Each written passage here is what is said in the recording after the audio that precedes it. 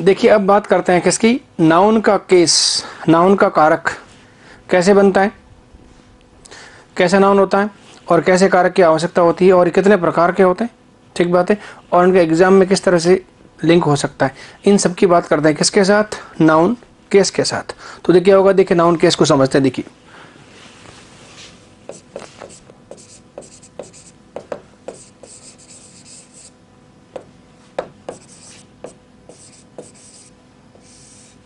क्या होगा, देखिए नाउन का क्या होगा आपका कारक, दैट इज क्या होगा, केस।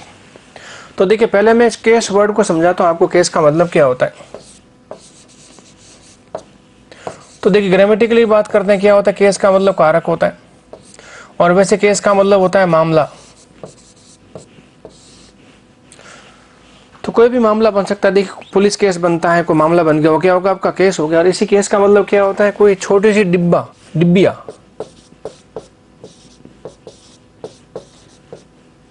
ये भी क्या होता है आपका, देखिए केस होता है।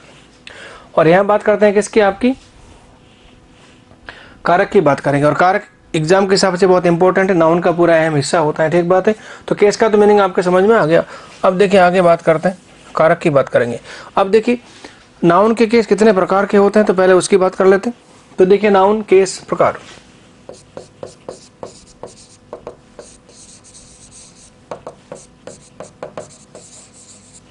ये कितने तरह के हो सकते हैं, देखिए धीरे धीरे समझ लो, कोई दिक्कत नहीं। देखिए पहला क्या होगा, ये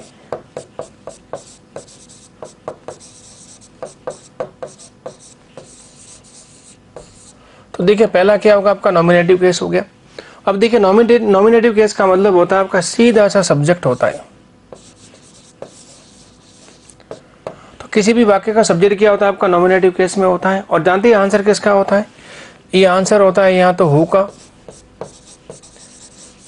ये आंसर होता है आपका व्हाट का। तो देखिए सब्जेक्ट बोलने के बजाय क्या बोलते हैं अपन, नॉमिनेटिव केस बोलते हैं। तो क्या होगा, ये आपका नॉमिनेटिव केस हो गया आपका, ठीक बात है। इसका एग्जाम से कुछ ज्यादा लेना देना नहीं होता आपका, ठीक बात है। अब देखिए नॉमिनेटिव केस का मैं आपको एग्जाम्पल समझा देता हूं एक।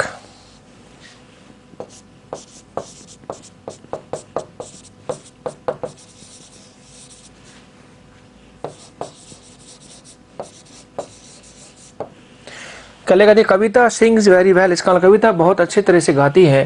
तो कविता क्या होगा, देखिए आपका सब्जेक्ट हो गया, और यही कहलाएगा आपका नॉमिनेटिव केस कहलाएगा, दैट इज एनसी।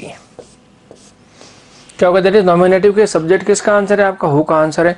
और व्यक्ति के अलावा तो क्या होगा, देखिए व्हाट का आंसर हो जाएगा, ठीक बात है। कैसे जरा देखिए,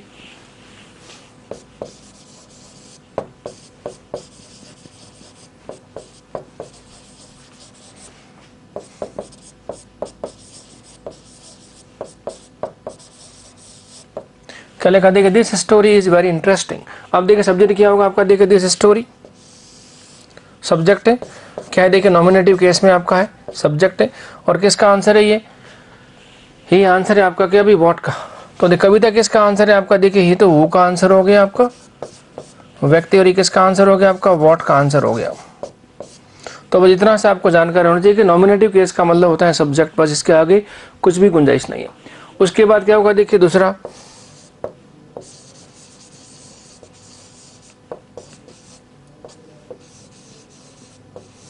क्या देखिए आपका ऑब्जेक्टिव केस होगा। और ऑब्जेक्टिव केस का मतलब क्या होता है, देखिए ऑब्जेक्ट होता है सीधा सीधा, और ऑब्जेक्ट किसका होता है, ट्रांसिटिव वर्ब का, और किसका होता है, प्रीपोजिशन का होता है, ठीक बात है।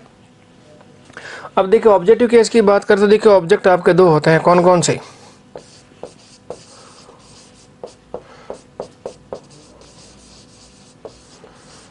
क्या देखिए ऑब्जेक्ट इनडायरेक्ट, और दूसरा क्या होता है आपका ऑब्जेक्ट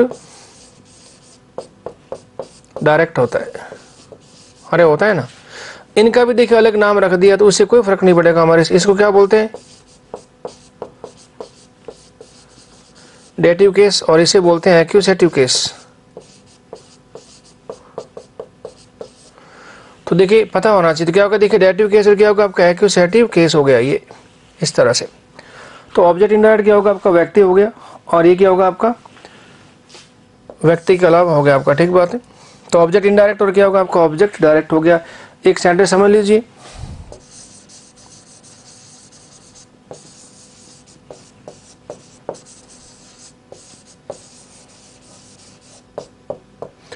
तो तो देखिए दो ऑब्जेक्ट होते हैं, वहाँ क्या होता है, एक तो क्या होता है आपका ऑब्जेक्ट इनडायरेक्ट, एक क्या होगा आपका ऑब्जेक्ट डायरेक्ट होता है, ठीक बात है।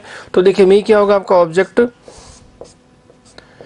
इनडायरेक्ट, और इसी का बोलते हैं आपको ऑब्जेक्ट डायरेक्ट बोलेंगे, ठीक बात है। ये क्या हो गया आपका डेटिव, और इसे क्या बोलेंगे आप एक्यूसेटिव।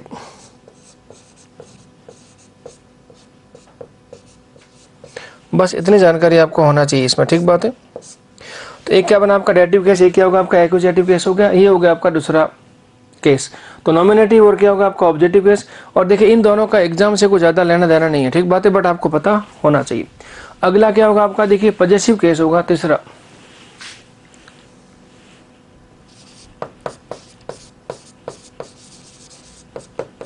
तो देखिए पजेसिव या फिर जेनेटिव केस, जिसे क्या बोलते हैं हिंदी में अधिकार या फिर संबंध कारक बोलते हैं इसे। क्या बोलते हैं, अधिकार या फिर क्या बोलेंगे अब इसे संबंध कारक बोलते हैं, ठीक बात है, ये होगा। और इसको आपको पढ़ना पड़ेगा पूरा का पूरा डिटेल में पढ़ना पड़ेगा। तो हमारे पास तीन केस हो गए, नॉमिनेटिव, ऑब्जेक्टिव और क्या होगा आपका पजेसिव और क्या होगा जेनेटिव केस हो गया। और ऑब्जेक्टिव केस में दो बातें हो गई आपकी, इनडायरेक्ट ऑब्जेक्ट और क्या होगा आपका डायरेक्ट ऑब्जेक्ट हो गया। और इनका जिक्र सारा का सारा पहले किया हुआ, नया कुछ भी नहीं है आपके लिए, ठीक बात है। और नॉमिनेटिव केस का संबंध किससे होगा आपका फाइनाइट वर्ब से होगा, और ऑब्जेक्टिव केस का संबंध किससे होगा आपका ट्रांसिटिव वर्ब से और प्रेपोजिशन से होगा आपका, ठीक बात है, कोई दिक्कत नहीं। और जेनेटिव केस और पजेसिव केस को डिटेल में पढ़ेंगे। तो बात करते हैं जेनेटिव केस की, ये किस तरह से आप समझेंगे। तो देखिए जेनेटिव केस की बात करते हैं इन डिटेल।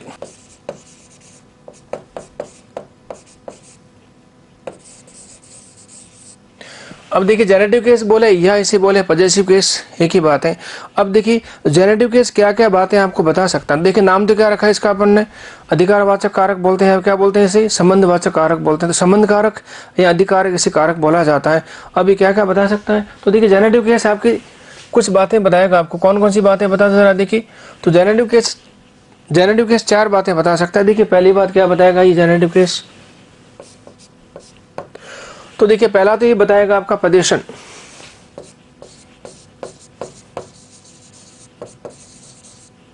क्या बताएगा, पदेशन बताएगा, मतलब अधिकार बताएगा, ठीक बात है। अधिकार से मतलब कोई चीज किसके अधिकार में है वो क्या होगा आपका, देखिए क्या लिखा, देखिए राम्स बुक, राम की किताब, ये क्या होगा आपका पदेशन हो गया। दूसरा क्या बता सकता है ये देखिए, तो ये बताएगा देखिए ऑनरशिप। और देखिए ऑनरशिप का मीनिंग क्या हुआ, स्वामित्व हो जाएगा, मतलब किसी चीज का स्वामी कौन है। तो क्या हुआ जरा देखिए,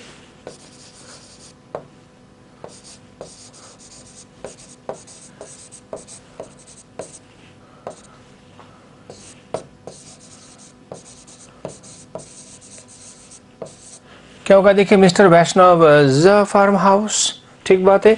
ये क्या बताएगा, देखिए आपका रिलेशन बताएगा, मतलब संबंध बताएगा। और संबंध का मतलब क्या, देखिए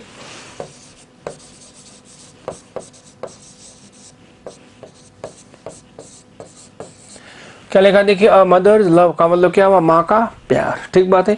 फिर क्या बता सकता है देखिए ये, तो देखिए ये बता सकता है आपका ऑथरशिप।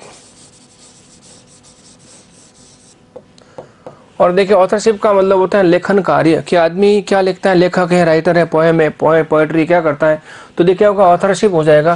क्या होगा जरा देखिए,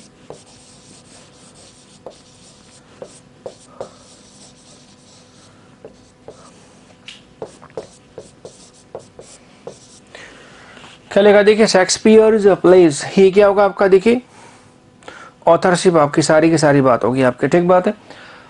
अब देखिए जेनेटिव केस को आप किस तरह से बना सकते हैं, किस किस तरह से बनाया जा सकता है। तो देखिए अभी यहाँ देखिए मोटे तौर पे, तो आपका पजेसिव केस कैसे बन गया जरा देखिए, एपोस्ट्रोफी एस बोलते हैं इसे, एपोस्ट्रोफी एस क्या बोलते हैं इसे, एपोस्ट्रोफी एस। इसका मतलब जेनेटिव केस किस किस तरह से बन सकता है। तो आपको समझना पड़ेगा जेनेटिव केस का फॉर्मेशन कैसे होता है, ये किस तरह से बन के आता है। तो देखिए जेनेटिव केस फॉर्मेशन,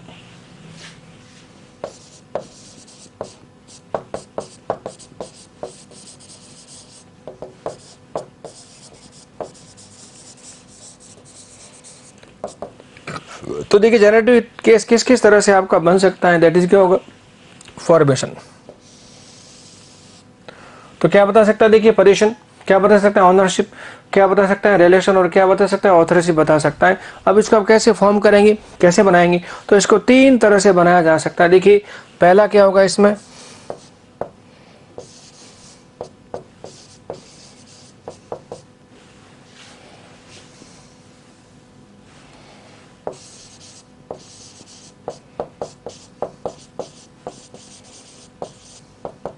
तो देखिए पहला क्या, देखिए ऑफ से बनने वाला जेनेटिव केस, ठीक बात है। और देखिए जेनेटिव केस की बात करें तो इसका मीनिंग क्या निकलता है, नॉर्मली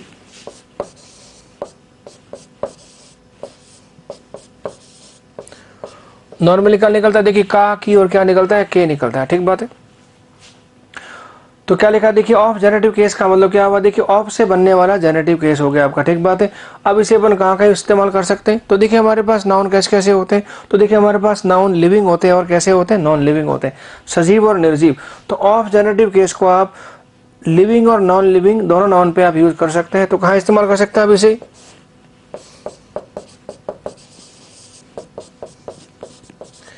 लिविंग नाउन के साथ, और कहाँ इस्तेमाल कर सकते हैं आप इसे, नॉन लिविंग नाउन के साथ आप इसे यूज कर सकते हैं। किसको, ऑफ जेनेटिव केस को। कैसे करेंगे जरा देखिए,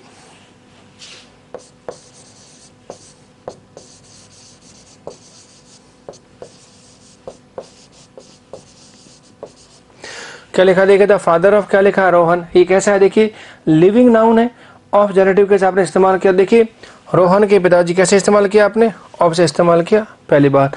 आप इसको नॉन लिविंग के साथ भी इस्तेमाल कर सकते हैं, जरा कैसे,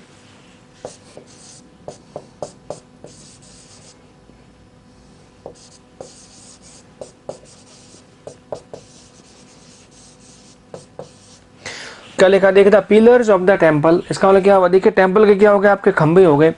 तो देखिए ये क्या था आपका, देखिए लिविंग, और ये कैसा है, देखिए आपका नॉन लिविंग है।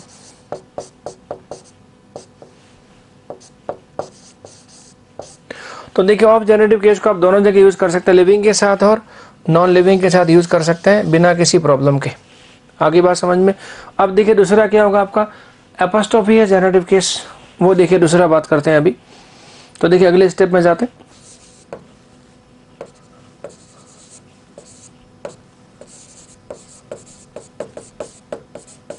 देखिए क्या होगा, एपोस्ट्रोफी एस जेनेटिव केस। तो देखिए इसके पहला अपन ने क्या पढ़ा था, देखिए ऑफ जेनेटिव केस, दूसरा क्या पढ़ेंगे, एपोस्ट्रोफी एस जेनेटिव केस पढ़ेंगे।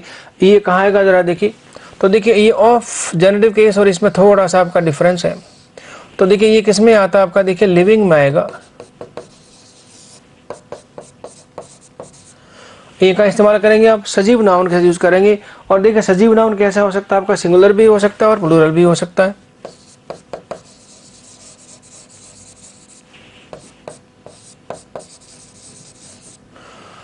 तो देखिए एपोस्ट्रोफी है जेनेटिव केस दोनों में लगा सकते हैं आप, सिंगुलर के साथ भी प्लूरल के साथ भी, लेकिन क्या होना चाहिए, लिविंग नाउन होना चाहिए। इसको नॉन लिविंग के साथ यूज नहीं कर सकते, और क्या तो क्या माना जाएगा, गलत हो जाएगा। अब देखिए सिंगुलर में कैसे, जरा देखिए,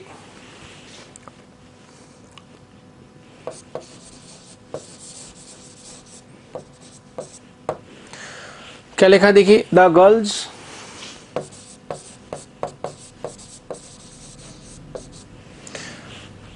क्या लिखा, देखिए द गर्ल्स नोटबुक। अभी नाउन कैसा था आपका, देखिए सिंगुलर है, तो क्या लड़की की नोटबुक होगी। और फिर देखिए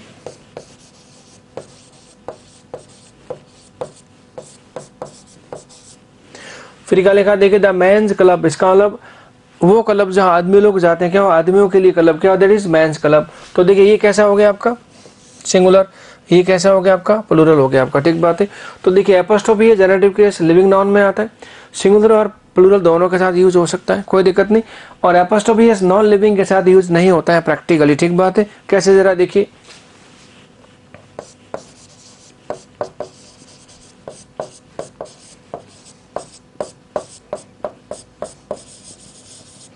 क्या लिखा था, टेम्पल्स पिलर्स, इसका मतलब टेम्पल के खंबे, ये ठीक नहीं है।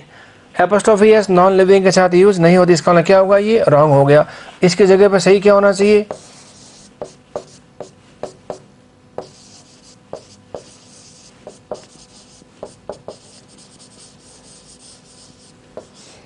ये आपका सही हो गया। क्या होगा देखिए, the pillars of the temple. तो इस तरह से एपोस्ट्रोफी एस को आप यूज कर सकते हैं लिविंग नाउन के साथ।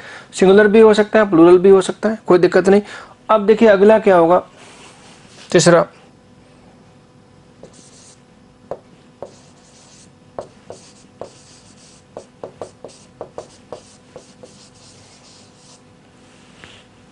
क्या होगा देखिए, एपोस्ट्रोफी जेनेटिव केस।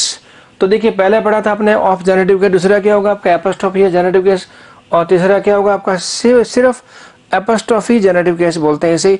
अब इसे कहाँ यूज करेंगे जरा देखिए,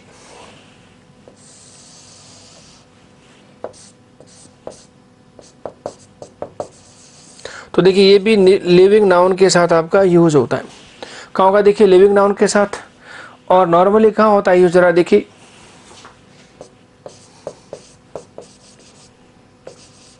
देखिए प्लूरल आपका नाउन होगा, और प्लूरल नाउन बनेगा कैसे पता है, प्लूरल नाउन विद एस।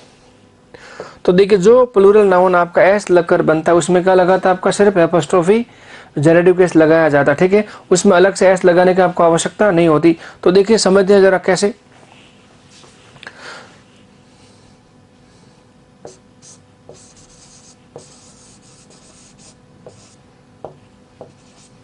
क्या लिखा है, द गर्ल्स, क्या लिखा देखिए, हॉस्टल। अब देखिए गर्ल वर्ड कैसा होता है आपका, देखिए सिंगुलर है, और गर्ल्स क्या होगा आपका, प्लूरल हो गया, ठीक बात है। सिंगुलर में क्या करना पड़ेगा, एपोस्ट्रोफी एस, और प्लूरल क्या लगाना पड़ेगा आपको। तो जो प्लूरल नाउन एस लगकर बना होता है उसका जेनेटिव केस कैसे बनता है, सिर्फ एपोस्ट्रोफी से बनता है। तो देखिए इसे तो क्या बोलेंगे आप, देखिए गर्ल्स, और ये क्या होगा आपका गर्ल्स। ये कैसा है, ये सिंगुलर पॉजेसिव, और ये कैसा हो गया आपका,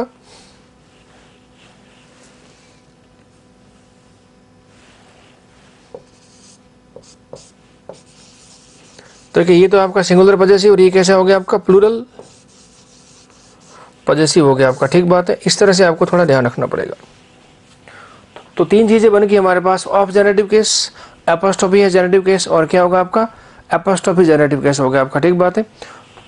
तो देखिए ये वाला नॉर्मली कहाँ आता है, देखिए समझा देता हूं मैं आपको। ये जो एपोस्ट्रोफी जेनेटिव केस आता है वो कहाँ आता है, तो देखिए जब किसी नाउन के एंड में क्या होता है,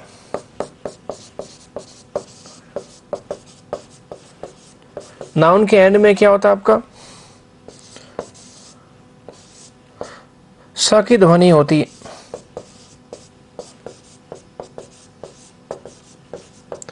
तो देखिए जब किसी नाउन के एंड में क्या होती है आपकी, स की ध्वनि होती है।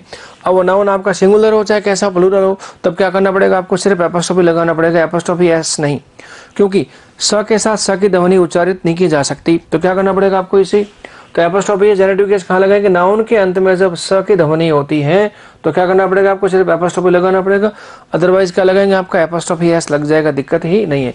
तो इसे तीन तरह से अपन यूज कर सकते हैं। कौन कौन सा तरीका हो गया आपका, of generative case, apostrophe S generative case, तीसरा क्या होगा, सिर्फ एपोस्ट्रोफी जेनेटिव केस। तो देखिए शॉर्ट में क्या होगा, देखिए पहला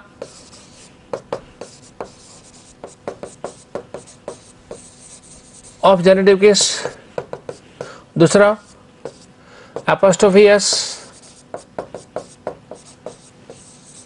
जेनेटिव केस, और तीसरा एपोस्ट्रोफी जेनेटिव केस। ये शॉर्ट में आपकी बातें होगी तीन यहाँ पे। तो तीन तरह से बना सकते हैं, ऑफ से, एपोस्ट्रोफी एस, और कैसे होगा आपका, एपोस्ट्रोफी एस से बनाएंगे आप, एपोस्ट्रोफी से। ये सारे क्या बने आपकी। अब देखिए इस एपोस्ट्रोफी जेनेटिव केस को हम कहाँ यूज कर सकते हो, देखिए लिविंग के साथ भी कर सकते हैं और नॉन लिविंग के साथ भी कर सकते हैं। तो पहले कहाँ यूज करेंगे आप इसको, लिविंग नाउन के साथ इस्तेमाल करेंगे किसको, जेनेटिव केस को। अब किस किस तरह से बन के आ सकता है, तो देखिए नाउन के साथ जेनेटिव केस यूज करने से पहले थोड़ा मैं आपको समझा देता हूँ। तो देखिए जिस तरह से नाउन का होगा फॉर्मेशन, वैसे आपको लगाना पड़ेगा क्या, एपोस्ट्रोफी एस या पॉजेसिव केस लगाना पड़ेगा। तो देखिए कभी तो नाउन में होता है आपका सिंगल वर्ड, कभी नाउन में होता है आपका वर्ड ग्रुप, कभी नाउन जुड़े होते हैं आपके एंड से, कभी एक ही व्यक्ति के लिए दो नाउन का इस्तेमाल करते हैं। तो देखिए जिस तरह से अलग अलग नाउन होता है उसी तरह से आपको क्या करना पड़ेगा, जेनेटिव केस बनाना पड़ेगा, ठीक बात है। तो सारे नाउन को ध्यान में रखकर क्या करते हैं जरा, पॉजेसिव केस लगाते हैं कहाँ, नाउन के साथ। और नाउन कैसा होगा आपका, सजीव। कैसा होगा, लिविंग नाउन की बात करते हैं, जहाँ सिंगुलर भी हो सकता है, प्लूरल भी हो सकता है। तो क्या होगा देखिए, जेनेटिव केस किसके साथ, विद लिविंग नाउन्स।